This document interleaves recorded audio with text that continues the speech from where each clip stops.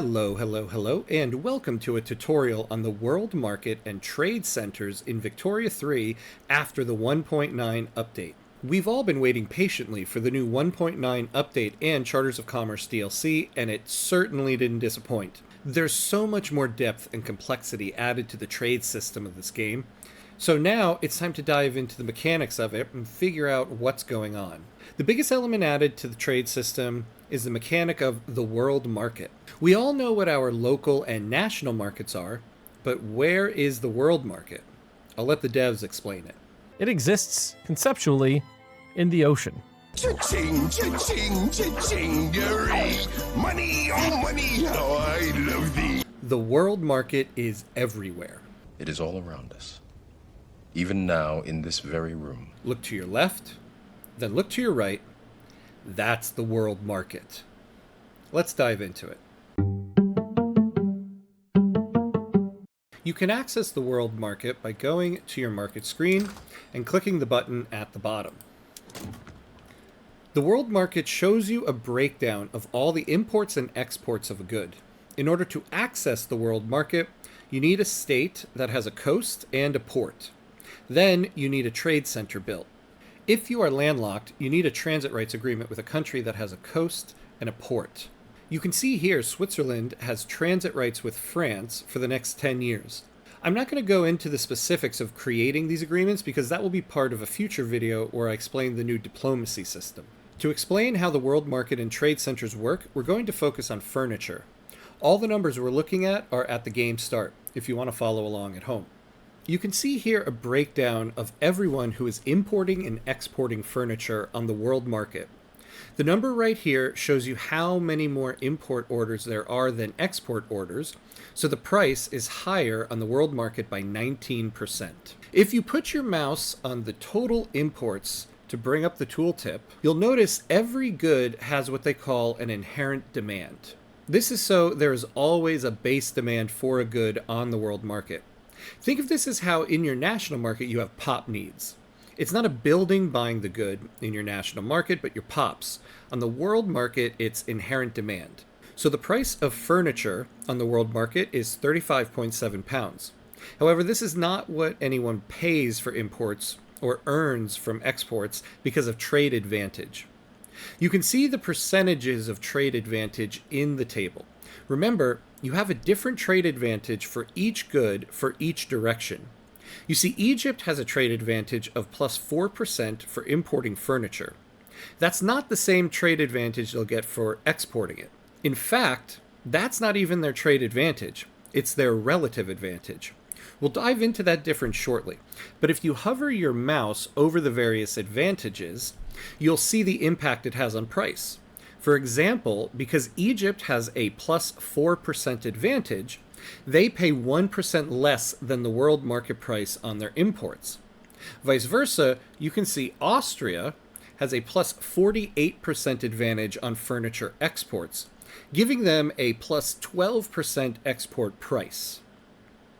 So they earn 12% more than the world market price for their exports of furniture. We're going to dive into this mechanic of trade and relative advantages, but to understand that, we need to understand the trade center, because it's the sole building that interacts with the world market. We're going to start by looking at the trade center in Campania. You can find it on the building screen. There's a button for it on the top, and you can also find it by scrolling down to the icons of the development buildings. It functions in the same way as any other building in that it has levels, you can subsidize it, privatize it, nationalize it, and it has production methods. Right now, it's on regular trading. We'll look at what small-scale trading does later in the video. These icons right here are a quick way to see what goods are being imported and exported. First, let's look at this mechanic of trade capacity. Think of trade capacity in the same way as infrastructure. Infrastructure is a mechanic that dictates how many buildings a state can handle. This is what trade capacity is as well. The trade center has a capacity of 50. You can increase this capacity by building more levels of the trade center. Right now, the trade center is using 25 of its 50 capacity. If you put your mouse over the 25 usage, You'll get a breakdown of how it's being calculated. For silk, we're using 6 trade capacity. If you put your mouse on that and look at the next tooltip, you'll see we are trading 30 units of silk. Right here, it says 5 traded quantity. That means 1 trade capacity can handle 5 units of silk. So for every 5 units of silk we trade, we need 1 unit of trade capacity. 30 divided by 5 equals 6. So there's your 6 units of trade capacity. Let's say we're using all 50 units of trade capacity, but we needed more silk. This trade center would have to be expanded in order to accommodate more trading. You can also get benefits that affect this. For example, if we look at the info screen for the state of New York, the state trait of natural harbors gives you a plus 15% trade capacity. Just like any other building, it has inputs and outputs. The input good you need for trade centers are merchant marines. These are produced by ports, so you need clippers in order to produce merchant marines. You'll notice too, it's the second production method that produces merchant marines. So let's say you don't have access to clippers. Maybe you haven't built the shipyards yet. You need a port in order for your trade center to access the world market. You can then have the trade center import merchant marines for its own input good and keep this port on the first production method. Or you can have the trade center import clippers so that the port can produce the merchant marines. Either way, in order to access the world market, you need a port and a trade center and some type of input of merchant marines. Just like with railways and infrastructure, in order for this trade center to provide 50 trade capacity, it needs to be fully employed. The less employment the building has, the less output of trade capacity it'll create. Now for the good stuff, the imports and exports. So let's continue to look at furniture. This trade center is importing 16 units of furniture, which are now considered local goods in the state of Campania. This line shows us the import price and the local price of the good in the state. The relative trade advantage this trade center has specifically for importing furniture, the 3 countries that are exporting the good to the world market, and the revenue this trade center is making from the good. This bar under the number of imported goods is showing you how much of the state production of this good is from the import. Looking at the tooltip, Campania has a total of 33.2 units of furniture, and 16 of that are coming from the trade center. Clicking on the good, you'll see the rest of it is being produced by the subsistence farms. Now let's figure out what trade advantage means. Each good has a trade advantage and a relative advantage. Like I said earlier, this advantage affects the price you pay for imports or the price you earn for exports. The actual number that affects the price is the relative advantage, but the relative advantage is determined by your trade advantage. So first, let's look at the calculation of trade advantage. Everyone gets a base value of 100 trade advantage. To start, we get plus 63 points of trade advantage because of trade privileges. Bringing up the tooltip, and you see 2 Sicilies has an agreement with Austria. When we go back to the trade center screen, we see there are 3 countries exporting this item: Austria, Prussia, and France.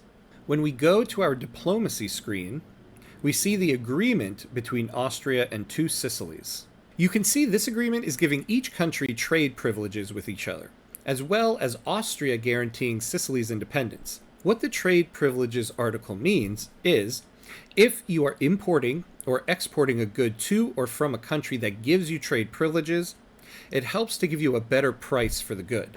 Because we are importing furniture and Austria is one of the countries exporting it, we get additional trade advantage for the import of furniture.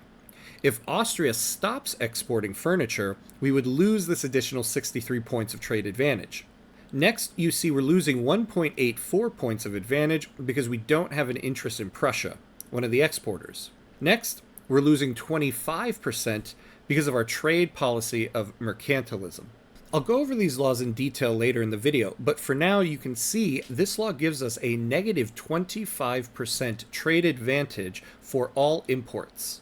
Lastly, you can see we're getting a small boost because of our trade capacity, with a maximum advantage of up to 20%. So take the 100 base value, add in 63, subtract 1.84, subtract 25%, and add in 2%, and you get 123.2874, rounded up to our new base advantage of 124.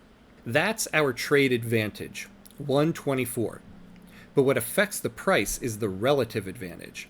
That's calculated by comparing our share of the global advantage to our share of the global trade volume.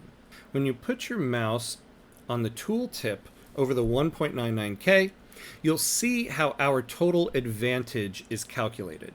It's our trade advantage multiplied by the total number of units we're importing, which right now is 16. 124 times 16 gives you 1,984. Vicky math to 1.99K. The number next to the 1.99K shows you the total trade advantage for everyone importing furniture in the world. You can hover your mouse over all of the values to see how everyone's total trade advantage is being calculated. So our 1.99K is 32.68% of the total trade advantage. Now we compare that number to the global trade volume. There are a total of 64 units of furniture being imported on the world market, and we're taking 16 of that. So that's 25% of the global imports. Now you subtract your share of the global trade volume from your share of the global advantage. 32.68 minus 25% gives you a positive 7.68%. It's actually more of a coincidence that the difference between these two numbers is 7% and our import price is negative 7%. That's not how it works out. What you need to know is when you subtract global trade advantage from global trade volume, if the number is positive, you'll get a certain discount on price. If the number is negative, you'll get a certain increase in price. For example, let's look at our next import of clippers. We have a global trade advantage of 8.75% and global trade volume of 9.52%. 8.75% minus 9.52%, and you get negative 0.77%, which is why we get a plus 2% to the import price of clippers. This means doing things to increase your trade advantage and or decreasing the volume you need to trade will get you a better price. Or if it's a particular good that you really need, looking at who the exporters of it are and getting trade privileges with them will give you a better price as well. Lastly, let's look at how the Trade Center gets revenue from these trades. Again, we'll look at furniture. The Trade Center is making a total of 0.22k pounds off of this import of furniture. At the bottom of the tooltip, it says we are earning 114 pounds from each trade capacity. Looking at the price difference of 18.1, you calculate that by taking the local price and subtracting the import price. So 51.3 pounds minus 33.1, and you get 18.2 pounds. Vicky math to 18.1. Add in any subventions. Remember, subventions are when you are paying the Trade Center for every trade of a certain good, trying to incentivize them to import or export a good. We're not putting any subventions on furniture, so the value is 0. Subtract the tariffs we're enforcing on a good, so subtract 3.7 pounds from the 18.1, and you get 14.4 pounds. Then multiply the traded quantity of 8. What does this mean? Let's go back to the trade capacity breakdown. Hover your mouse over the trade capacity for furniture. Every unit of trade capacity used on furniture moves 8 units of furniture. Remember, we are calculating how much we earn for each unit of trade capacity used on furniture. So 14.4 times 8, and you get 115.2, Vicky math to 114. Back to the trade capacity, we are using 2 trade capacity on furniture. So 114 times 2, and you get your revenue of 228 pounds on this import of furniture. Every good has a different trade quantity per trade capacity. If you want to see what all those values are, as usual, the Vicky Wiki has a great table for this. If you go to the VikiWiki and search for goods, you'll find this page. If you scroll down, you'll find a list of all the goods. On the table of goods, you'll see a column for traded quantity. This is where you can find what the traded quantity value will be for each trade capacity. Let's look at the production method. Right now, we're on the base level, which is regular trading. If we went to small scale trading, it will lower the amount of merchant marines we need as an input by 1, bringing the need per level to 3. It will also lower the traded quantity for each good by 50%. So let's say we go to small scale trading here and we let the game progress by a day. You can see now the traded quantity of furniture is 4. We're still using 2 units of trade capacity, which means the amount of furniture we're importing was cut by half. We're now only importing 8 units of furniture, which cut our revenue of the trade in half as well. Going through the various levels of the production method, you see it only adds 1 merchant marine needed per level, but it massively increases the trade quantity. Now let's look at how the various trade policies will affect your trade centers. Now more so than ever, mercantilism is a policy for countries that mainly want to export. It gives you a penalty to trade advantage on imports and a benefit to trade advantage on exports. Plus 25% trade advantage on exports will be very beneficial. As we saw in Two Sicilies, the negative 25% to trade advantage on imports is not ideal. But if you are a country that doesn't need to import much, you can use this law to give you just a little bit more of an edge in the export market. You see as well, you get more of a benefit to tariffing imports and subventions on exports. Remember, tariffs are when you are charging the trade center for every trade they make of a certain good. So you are trying to discourage the trade center from that import or export. And subventions are when you are paying the trade center for every trade they make of a certain good. So, encouraging them to do the import or export of a certain good. Protectionism is probably the best trade law if you're going to engage in general trading. No penalties to trade advantage, and your rate of tariffs and subventions are all the same. Plus, you get a cute little plus 25% leverage resistance to help you resist all those big bad power blocks. Free trade is an interesting one. It gives you plus 25% trade advantage, which is better than protectionism, but it doesn't allow you to tariff anything. So you won't be able to discourage your trade centers from importing or exporting anything. However, you can still use subventions. So you can encourage them. So you can encourage but not discourage trade. You also lose 25% leverage resistance. Lastly is isolationism, which, as you know, means you can't engage in trade. Though that now has a bit of an asterisk to it. This law now disables you from building any trade centers. However, you can still exchange goods with a country through diplomatic agreements. So you can still have access to goods outside of your country, just not through traditional trade and trade centers. It's still generally a bad law. If disabling trade isn't enough for you, it also lowers your tech spread and the amount of interests you can declare. It does give you a lot of leverage resistance, in fact, all the leverage resistance, and plus 50% authority. But overall, not being able to engage in trade is very costly. The trade center has now become probably the most essential building to have. I would say even more so than construction sectors. It's still early in the 1.9 release, so we're all still playing with the mechanic, but I would say it's now more important to build a trade center before your first construction sector, because now the trade center can make up the gaps in construction materials. For example, one of the hardest elements of playing with any of the countries on the Arabian Peninsula is that none of the states have wood. This has always made building construction sectors there very difficult. Now your first build in one of these states can be a port, and then a trade center, and then you can import the wood as a local good and start your construction sectors much sooner than you could have before. Remember, you want to make sure you have an interest in the region that is exporting the wood you want, because this will increase your trade advantage, which will give you a more beneficial price.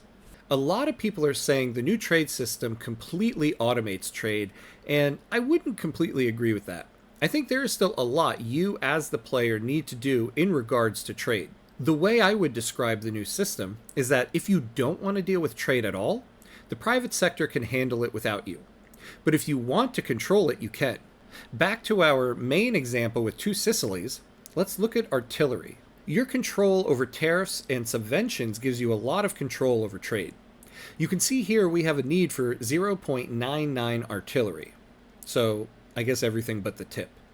You can also see we don't have any artillery foundries. So at game's start, two Sicilies has a high subvention set for artillery imports. Going back to our trade center, you'll see the building is importing artillery even though the route isn't profitable. It's because of this subvention that they're importing it. So I would say you can't control trade like you used to, but you can heavily influence it. Playing with the levels of tariffs and subventions will give you a lot of influence over what is imported and what is exported, meaning you can leave low tariffs or no tariffs on either imports or exports and let all of it be automated, or you can get involved and specialize your market. I'm so excited that the 1.9 update has lived up to the high expectations we had for it. There's so much more to dive into with everything that was released, so keep an eye out for more videos as I go into all the various new mechanics. If you have any questions about any of this, leave a comment. If it was helpful, click the subscribe button. You can also look out for my live streams of Victoria 3 where I play with small nations trying to be tall. That's it for now. As always, be awesome.